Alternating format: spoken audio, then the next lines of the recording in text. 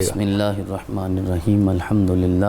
والصلاة والسلام علی رسول اللہ وعلی آلہ وصحبہ اجمعین اما بعد ووجدک عائلا فاغنا۔ سبحان اللہ۔ بڑی خوبصورت گفتگو ابھی تک سارے احباب نے فرمائی ہے، اور قبلہ نظامی صاحب نے تو بڑا بھاری جملہ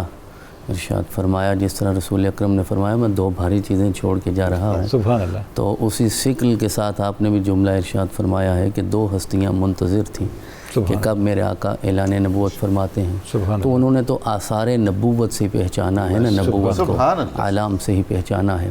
تو ابھی جو آیہ کریمہ میں نے تلاوت کرنے کا شرف حاصل کیا، نہ صرف یہ آیت مبارکہ، قرآن عزیز کی متعدد آیات ایسی ہیں کہ جن کا براہ راست مصداق اول ہونے کا اعزاز اللہ رب العزت نے اسی ہستی کو عطا فرمایا۔ جہاں بھی ایمان والوں کا تذکرہ آئے گا وہ سارے ایمان والے بعد میں جناب خدیجۃ الکبریٰ پہ۔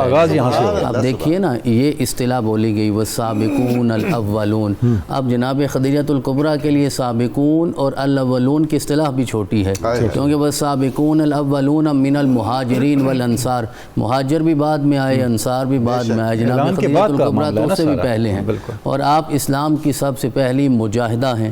آپ اسلام کی سب سے پہلی خیرات کنندہ ہیں، آپ اسلام کی سب سے پہلی محسنہ ہیں، آپ نے تو سب کچھ اپنا قربان کیا ہے دین اسلام کی خاطر۔ اور جب ہم اس آیت مبارکہ کا ترجمہ کرتے ہیں تو اس میں عمومی طور پہ فاغنا میں جو غنا کا ترجمہ کیا جاتا ہے وہ دولت کی غنا ہے، لیکن میں یہ عرض کرنا چاہتا ہوں کہ جناب خدیجۃ الکبریٰ کے رسول اکرم کی زندگی میں آنے سے صرف دولت کی غنا نہیں آقا کو نصیب ہوئی، بلکہ قلب کی غنا بھی نصیب ہوئی ہے، کیونکہ آپ تو غم گسار ہیں نا، آپ تو ایک پورا سپورٹ سسٹم ہے دین اسلام کا۔ رسول اکرم علیہ تحیۃ و ثنا کو ایک ایسا ہمدم چاہیے تھا۔ ہم نے تو آج تک یہی سنا ہے حضور والا کہ جو جوڑے ہیں وہ آسمانوں پہ بنتے ہیں، تو ہمارے جوڑے آسمانوں پہ بنتے ہیں تو یہ جوڑا کہاں بنا ہوگا، یہ کہاں میرے رب نے یہ طے کیا ہوگا؟ اس خاندان کے تو سارے ہی جوڑے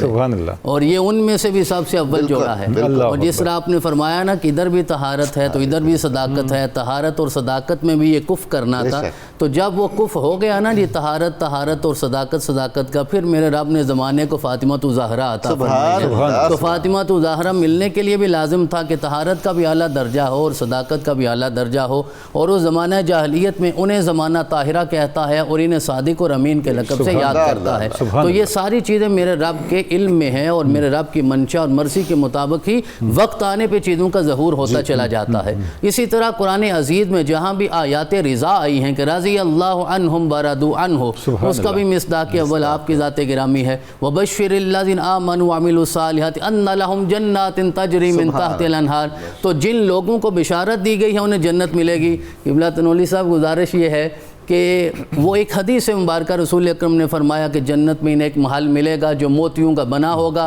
جس میں شور نہیں ہوگا، جس میں کوئی تکلیف نہیں ہوگی۔ یہ صرف ایک جھلکی دکھائی گئی ہے کہ انہیں میرا رب کیا اجر عطا فرمائے گا، اور ہم نے سمجھا کہ صرف ایک ہی محل ملے گا، میرا رب تو انہیں سب کچھ عطا فرمائے گا نا، صدقے تو دوسروں کو ملنے ہیں، ان کے صدقے ملنا۔ تو وہ ساری آیات رضا، انما یوفی الصابرون اجرہم بغیر حساب، کہ صبر کرنے والوں کو اجر ملے گا تو بغیر حساب ملے گا۔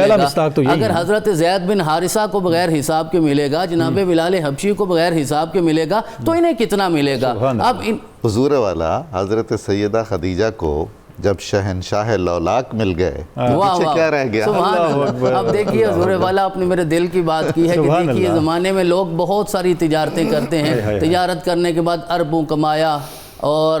چلیں آپ نے بڑی بڑی ہاؤسنگ سوسائٹیز بنا لی، لیکن یہ واحد ایسی تجارت ہے جس کے بدلے میں اللہ نے اپنا محبوب ہی عطا فرمایا۔ اس سے مقدس تجارت کون سی ہو سکتی ہے؟ ڈاکٹر صاحب دیکھیں نا، وہ جو ملتا ہے کہ آپ سے میں دیکھا کہ سیدہ اپنے کرتے کو سی رہی ہیں، جی آپ نے فرمایا خدیجہ یہ کیا، یہ کسی کو دے دینا تھا، نیا پہن لینا تھا کوئی، فرمایا مجھے آپ مل گئی، آپ کسی چیز کی ضرورت ہے۔ کیا بات ہے، سبحان اللہ۔ اور قبلہ تنولی صاحب یہ حدیث مبارکہ کہ آقا نے ارشاد فرمایا کہ سچا تاجر جو ہے وہ قیامت والے دن انبیاء کے ساتھ ہوگا، سچا تاجر انبیاء کے ساتھ ہوگا۔ یہ سچی تاجرہ کس کے ساتھ ہوگی؟ ڈاکٹر صاحب یہ سچی تاجرہ ہی نہیں ہے، ماہر تاجرہ، یہ سودا کیسا کیا، اور ذرا ہاں جی، اور کوئی گھاٹے کا سودا زندگی بھر کیا ہی نہیں ہے، اور اس سے زیادہ نفع سودا کیا ہو سکتا ہے؟ اس سے بڑا سودا حضرت ہو ہی نہیں صہیب رومی نے جو سودا کیا تھا، اور میرے آقا نے ارشاد فرمایا کہ تم سمجھتے ہو کہ شاید یہ سب کچھ دے کے آیا ہے، نہیں، آج کی تجارت میں جو اس نے نفع کمایا ساری زندگی زندگی میں نہیں کمایا تو جناب خدیجہ الکبریٰ کو کیا نصیب ہوا؟ حضرت سیدنا صدیق اکبر نے عرض کیا تھا آقا گھر میں صرف آپ کا نام چھوڑ کر آیا، سب کچھ قربان کر دیا، آپ کا نام چھوڑا ہے،